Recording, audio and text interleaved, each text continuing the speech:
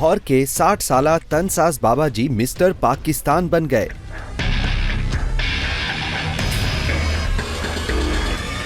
अपनी सेहत को बेहतर रखने के लिए वर्जिश करने वाले 60 साला बुजुर्ग उस्ताद अब्दुल वहीद बॉडी बिल्डिंग के मुकाबले में मिस्टर पाकिस्तान बन गए।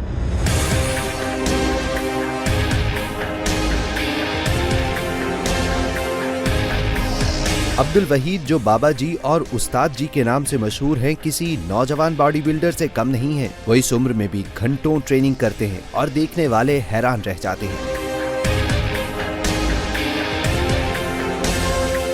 वो नौजवानों से ज्यादा वजन उठाते हैं और उन्हें चैलेंज करते हैं कि आएं मेरा मुकाबला करें। उस्ताद अब्दुल वहीद के मुताबिक पहले मास्टर्स कैटेगरी में मिस्टर लाहौर, फिर पंजाब और अब मिस्टर पाकिस्तान बना हूं।